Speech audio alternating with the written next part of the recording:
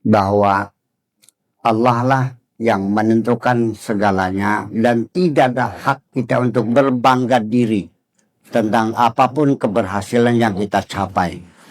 Jasa kita, karya kita, semuanya nonsen. Tetaplah hawla wala quwata illa billahil aliyyil azim. Itu yang penting. Dan selanjutnya bahwa Nabi sendiri juga mengatakan bahwa amalmu, kerjamu, ibadahmu, sekolahmu, belajarmu, semuanya persoalan keberhasilan Allah yang menentukan. Sekalipun kadang-kadang seorang kiai mengatakan kepada santrinya yang sudah pinter jadi kiai, siraku bisa pinter semonoku, kepokoli mulukane kita. Bahasa seperti itu sehari-hari. Itu artinya menafikan Allah. Iya, kita juga membiayai keponakan kita sekolah sama jadi dokter. Siraku bisa dokterku, kepokon badok segani kita. Kalau nggak gue tolong, lu udah mampus dari dulu tuh. Itu kalimat-kalimat semacam itulah harus kita mengerti, itu kalimat-kalimat yang menafikan peran Allah. Padahal yang menentukan segalanya adalah Allah. Ada nggak orang yang rajinnya belajar, bodohnya angger? Ada nggak yang sekolahnya main-main tapi pinter? Jadi ada hubungannya nggak rajin dengan pinter? Enggak kok. Nggak ada urusan. Itu kita putuskan. Sampai nanti di hari kemudian pun di akhirat nanti. Ketika Allah sudah mengumpulkan kita semuanya di alam mahsyar. Nah lalu kita dihisab semuanya. Siapa yang masuk surga. Siapa yang masuk neraka. Ketika orang itu sudah masuk surga. Kemudian ditanya oleh malaikat, Bung, kamu kok bisa masuk surga? Apa sebabnya? Ya karena saya dulu sholatnya nggak pernah tinggal, puasanya Senin Kemis, kemudian ngasih anak yatim, kemudian menjadi donatur berbagai masjid, langsung dicengkerin, dibalang laman, ditok laman gini. Ya, tidak layak orang masuk surga berbangga diri dengan amalnya itu. Itu. Sampai-sampai Nabi Muhammad sendiri juga mengatakan mungkin saya menafsirkan Nabi melihat beberapa sahabat yang dalam perjuangannya andilnya besar, kontribusinya luar biasa, jasanya banyak, mungkin kelihatan agak sedikit sombong barangkali. Engkege rada sejen kah? Ngerti Bu? Engkege rada sejen kah? Di situ Kanjeng Nabi mungkin menegur mereka dengan mengatakan la yadkhulu ahadukumul jannata bi'amalih. Tidak ada jaminan amalmu akan membawa kamu ke dalam surga ini. Ya, tidak ada alasan, tidak ada kepastian bahwa amal akan membawa kamu ke dalam surga. Sumakalu wala anta ya Rasulullah. Mereka bertanya, termasuk engkau juga? Qala bala, ya aku juga. Ya. Bal bifadlihi wa mannihi. Kalaupun aku nanti masuk surga bukan karena amalku, tetapi karena kebaikan Allah, karena anugerah Allah. Nabi sendiri yang dijamin masuk surga, Nabi sendiri yang dijamin tidak berdosa, Nabi sendiri ketika dia dihadapkan pada realitas semacam itu, dia juga mengatakan kalaupun aku masuk surga bukan karena amalku. Jadi mulai hari ini sudah jangan ngitung-ngitung ganjaran lagi. Karena amal tidak ada kepastian membawa kita ke dalam surga. Semuanya adalah kebaikan kebaikan Allah. Nah, dari hadis inilah Bapak Profesor Dr. Quraish Shihab dalam satu ceramah dan lalu akhirnya dibully. Kata Profesor Dr. Quraish Shihab, Nabi Muhammad tidak dijamin masuk surga. Sampai HP saya penuh SMS nih. Kerang-kering nanyakan apa betul, saya bilang. Itulah akhirnya pada satu hari ketemu di Arjawanangun. Saya katakan pada Dr. Quraish, saya membela Anda. Sekalipun Anda tidak pernah minta, tapi saya membela Anda yang dibully orang bahwa Anda mengatakan Nabi Muhammad tidak dijamin masuk surga. Implikasinya apa? Kalau Nabi Muhammad tidak dijamin masuk surga, lalu apa artinya kita mengikuti dia? Apa artinya kita mengikuti jalan dia dijamin kok? Itu kan persoalannya. Nah, maksud saya begini. Jangan bimbang. Nabi Muhammad menurut kita dijamin masuk surga nggak? Jamin. Boleh nggak kalau dia merasa tidak dijamin? Nabi Muhammad dijamin maksum nggak? Nabi Muhammad maksum nggak Nabi Muhammad? Dijamin tidak berdosa. Yakin nggak? Nabi boleh nggak merasa berdosa?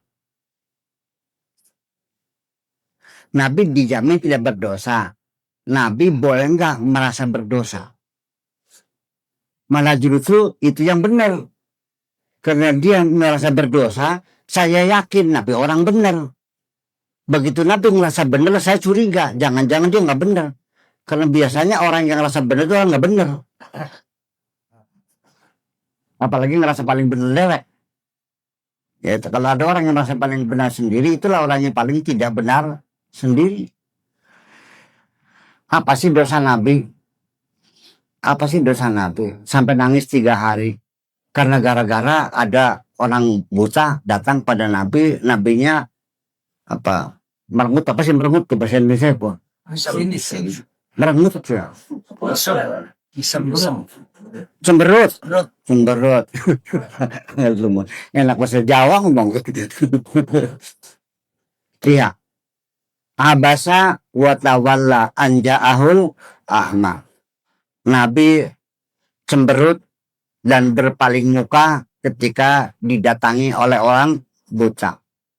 Itu ayat menegur Nabi. Itu tidak ada tanda-tanda kemarahan Tuhan. Tidak ada menyalahkan. Seperti sajak saja.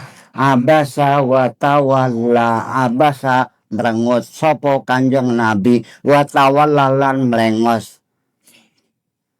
Anja ahul ahma. Nalikan yang takahu ingat jeng Nabi sopo al ahma wong kang picak. Ada rasa marahnya nggak ada kok. Lagu biasa aja. Tapi kok nangis. Dia merasa saya cemberut. Saya berpaling muka. Iya. Sampai 3 hari menangis nih. Nabi merasa berdosa. Yang saya pertanyakan.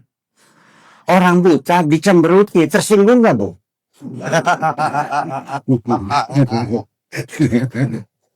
Pak Haji Muhammad. Dan picak dipelengosi. Nyawat dulu. Sebabnya apa? Enggak tersinggung. Lalu kenapa Nabi merasa bersedih hati? Kenapa Nabi menangis? Itu kan siapa soal. Jadi kita jangan salah paham.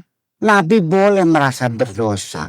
Nabi boleh merasa tidak terjamin. Kita tetap yakin Nabi tidak berdosa. Kita tetap yakin Nabi dijamin. Nah itu hak dia. Karena dia orang benar. Nah ini, jadi Nabi itu tidak pernah meyakini bahwa amalnya yang menyebabkan dia masuk surga.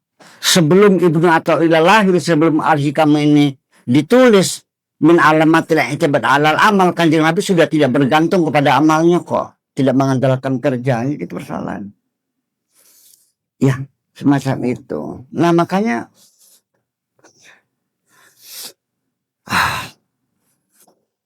begini, ini kan kita kan ada Yang tadi itu kan ada orang yang bangga dengan ketawa-ketawa dengan hartanya, ada yang nangis, yang istrinya ngelawan baik, anak yang dagangannya nggak laku. Ini kan persoalan kan ada proses dalam diri kita. Jangan dikira bahwa pada saat kita itu menangis, apa yang terjadi dalam diri kita. Iya. Dan ketika kita sedang tertawa, apa yang terjadi? Itu ada proses persenyawan kimia, ada proses ya peningkatan produksi hormon yang akan apa namanya akan membuat kita menjadi napasnya tersengal-sengal, tenggorokannya menjadi kaku, terus tiba-tiba air matanya meleleh ketika dalam bersedih hati. Apakah itu tidak ada prosesnya? Perlu diterangkan semuanya itu. Nah itulah. Jadi artinya bahwa nanti kita juga jangan salah paham karena Allah sendiri menganjurkan wal yabku katsiran wal yadhaku qalila. Banyak menangis sedikit tertawa. Nah itu. Karena bagaimanapun juga kita punya standar dalam kehidupan adalah keseimbangan ya dalam menjaga ini. Karena bagaimanapun kekecewaan kita adalah dari pikiran kita. Orang kalau marah terus, ini menyebabkan paru-parunya menjadi tegang. Karena dia tegang, maka paru-paru itu tidak bisa memumpahkan oksigen ke dalam darah merah kita ini. Otomatis langsung saklarnya ceklek ke jantung kita, ya untuk membantu peredaran darah yang kurang oksigen ini, maka jantung itu berdegup lebih kencang dari biasa. Jantung itu sekali degup itu 70 kali detak 1 menitnya. Ketika kita sedang marah, dia berdetak lebih dari 80 sampai 90. Cep, cep, cep. Makanya terjadi jantung kita berdetak begitu kerasnya untuk mengimbangi supaya darahnya lebih cepat mengalir. Itu semuanya adalah akibat karena kita sendiri. Jangan dikira bahwa marah itu tidak menyebabkan kematian. Jangan dikira kesedihan tidak menyebabkan kematian. Orang beriman yang semuanya pasrah kepada Allah dijamin tidak bakal sakit kok. Iya, saya kira semacam itu saja. Maka ini pelajaran hari ini pelajaran pertama yaitu bunyinya min alamat i'timad al amal nuksun raja inda wuqu'i zalal. Pun segitu aja. Maka selanjutnya masih ada waktu untuk kita ngobrol-ngobrol, berdialog. Maka tutup aja. Wassalamualaikum warahmatullahi wabarakatuh. Hadirin yang berbahagia, barangkali ada hal yang sampaikan biasanya pada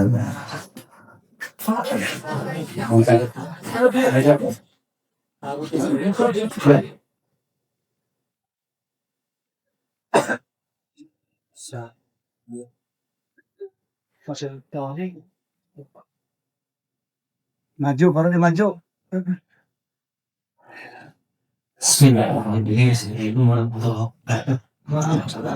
Jadi apa yang dijelaskan Pak Ahli barusan memang begitu adanya, tapi ada beberapa hal yang nggak apa dalam kehidupan sehari-hari, terutama untuk kita sebagai penelitian.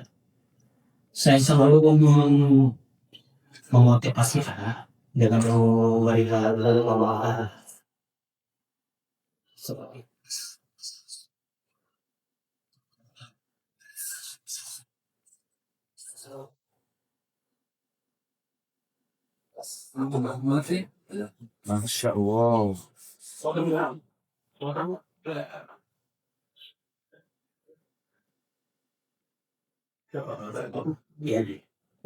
Ya, saya sering memotivasi agar perlu pemahaman. Saya bilang ini ke mereka. Bahkan dia orang dewasa, ayatnya belajarnya siswa di sekolah. Artinya jangan berpikir bahwa tanpa belajar mereka bisa berhasil. Memang sih dalam kehidupan ada yang disebut dengan menghambali ya. Tapi kita harus saya kasih dia. kecil ya. Hmm. Lebih jauh kita katakan lebih bahwa tahun 45 Jepang tuh hancur dengan lumbung aja. Mereka mulai dari nol dan sedemikian rupa sampai sekarang mereka mengejar lagi. Artinya apa? Penghargaan kita terhadap terus kerja itu harus selalu didorong bahwa saya ada yang tidak cerdas tapi sukses. Tidak menguasai sukses.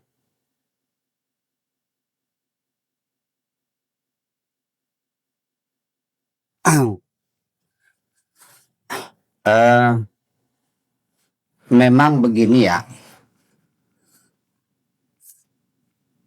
ilmu tasawuf ini ada sekelompok aliran umat Islam yang mengharamkan tasawuf, mengharamkan filsafat, mengharamkan ilmu logika. Alasannya apa? Alasannya karena kalau orang belajar ilmu tasawuf penuh dengan pasrah, nantinya ini membuat orang menjadi tenggelam dalam fatalisme. Duduk saja selonjor, kebut, sugisrok, malat jasrom. Menyebabkan orang jadi malas bekerja. Ingin saya terangkan bahwa tawakal itu Allah tidak menyuruh kita untuk malas. Tawakal itu adalah jangan merasa kecewa ketika Anda gagal. Dan Anda jangan merasa bangga ketika Anda sukses. Karena orang itu tanpa kecerdasan spiritual, kalau gagal bunuh diri, kalau berhasil lupa diri. Artinya dengan tasawuf ini, kalau gagal tidak bunuh diri, kalau berhasil tidak lupa diri. Yaitu kalau gagal ya sabar, kalau berhasil ya syukur. Tawakal itu bukan menaruh mobil tanpa dikunci di pinggir jalan. Tawakal itu mobilnya ditaruh di garasi, kuncinya mobilnya dikunci, garasinya dikunci, garasinya dalam rumah, rumahnya dikunci, rumahnya ada pagar-pagarnya dikunci. Lalu Anda tidur, baru itu namanya tawakal. Wa idza azamta fatawakkal 'alallah. Tetapi ketika saatnya Allah menghendaki mobil itu hilang, nggak ada urusan. Gerbangnya dijebol, pintunya dijebol, mobilnya juga dijebol juga, hilang juga. Ada nggak orang yang hilang mobil di garasi? Ada nggak orang yang mobil lupa kuncinya ternyata nggak hilang? Jadi kita tidak bisa menentukan apapun yang terjadi. Kita disuruh tawakal itu artinya setelah semua persyaratan dipenuhi mengenai hasilnya Allah yang menentukan. Dalam tasawuf kita diminta belajar untuk tidak gila hormat, tidak meminta sandungan-sandungan, tapi untuk memotivasi anak-anak supaya nurut, supaya rajin sekolah, itu sangat perlu sekali dengan sanjungan-sanjungan. Bahkan kalau bisa sholat 5 waktu dihitung, sekali sholat 1.000 rupiah. Kalau kamu sholatnya 5 waktu tepat, jajannya sehari 5.000. Bangun siang, subuhnya kesiangan dipotong 4.000. Nggak ada masalah. Jadi nanti ada konsumsi anak-anak, ada konsumsi lauk. Iya.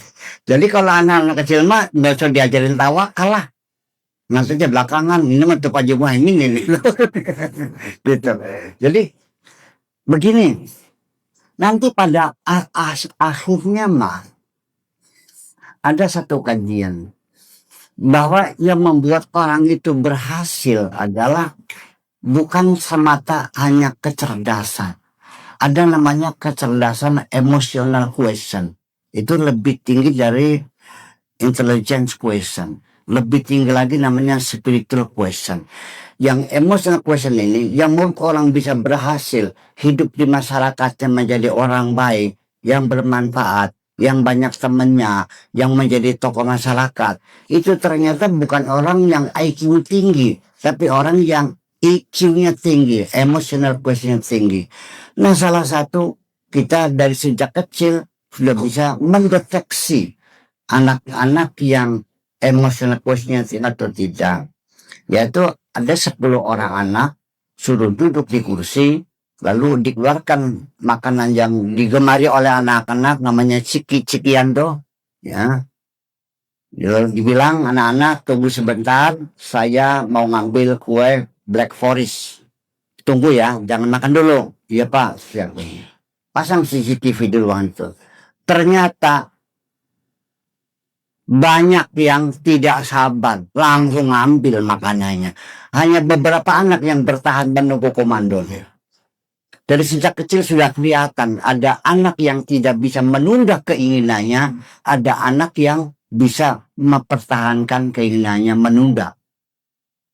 Ini juga perlu pelatihan-pelatihan. Ya, Allah sendiri juga memberi motivasi kepada umat Islam itu dengan ganjaran semua, dengan bidadari yang cantik-cantik, dengan minuman arak yang dengan susu, sungai arak, sungai susu, sungai madu segala macam, bidadari yang perawan-perawan begitu tuh. Nah ini kan untuk konsumsi orang yang hiperseksual. Kalau saya nggak tertarik kok.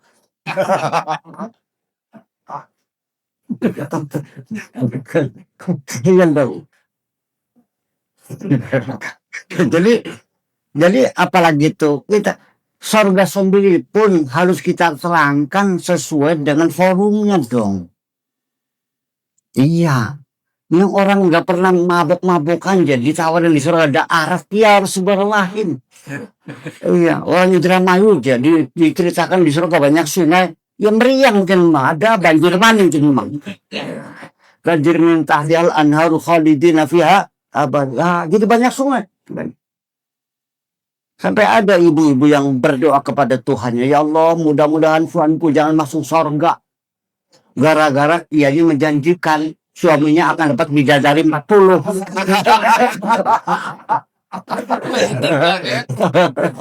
Oke, makasih.